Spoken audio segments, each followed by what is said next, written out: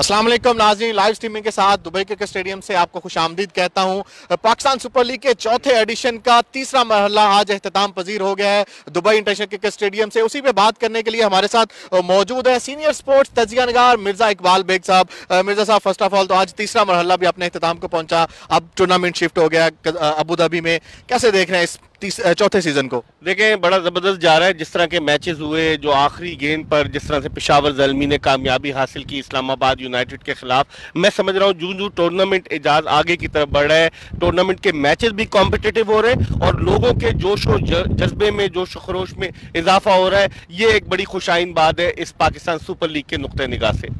मिर्जा साहब, अगर बात की जाए टेबल पॉइंट्स की, तो टेबल पॉइंट्स अब बड़ा इंटरेस्टिंग हो गया है। पेशावर ज़ल्मी, कोयटा ग्लेडिएटर्स तीसरे नंबर पे, इस्लामाबाद यूनाइटेड चौथे पे, लाहौर कलंदर और पांचवें पे कराची और फिर मुल्तान सुल्तान। मुझे ये लग रहा है कि प्ले ऑफ में जो दो टीमें बाहर होंगी, लगता यही है कि मुल्तान सुल्तान के साथ साथ कराची किंग्स का भी बोरिया बस्तर जो है लिपट सकता है, लेकिन वो परफॉर्म करेंगे और अगर उन्होंने परफॉर्म किया तो डेफिनेटली उम्मीद तो ये है कि उनकी टीम जो है उसमें पोटेंशियल है। आप उनको रूल आउट नहीं कर सकते, उनमें बड़ा पोटेंशियल है। वो किस तरह से परफॉर्म करते हैं ये हमें देखना होगा।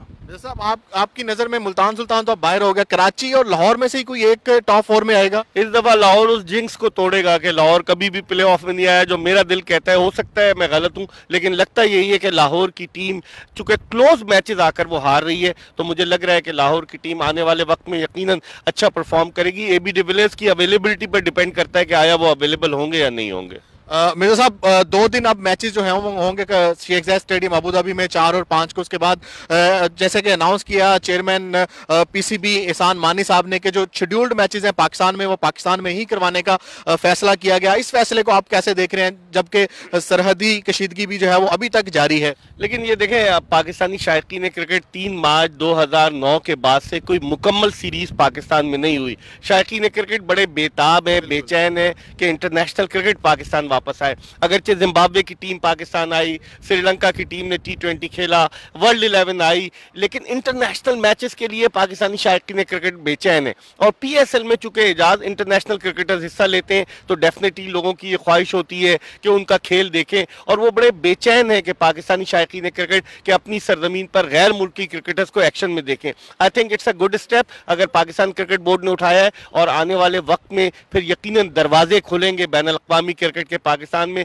अगर मैचेस यहां मुंतकिल कर दिए जाते तो फिर उस सूरत में यह कहा जाता कि शायद पाकिस्तान से इंटरनेशनल क्रिकेट रूठने जा रही है, लेकिन ऐसा नहीं हुआ। मेरे ख्याल में एक अच्छा फैसला है और यकीनन पाकिस्तान क्रिकेट बोर्ड के लिए एक चैलेंजिंग टास्क है कि वो किस तरीके से, इस मरतबा 8 मैचेस हैं, 5 मैच वो कराची और 3 मैच लाहौर में, किस तरीके से ऑर्गेनाइज करते हैं ये देखना पड़ेगा, लेकिन डेफिनेटली ये एक अच्छा इकदाम है।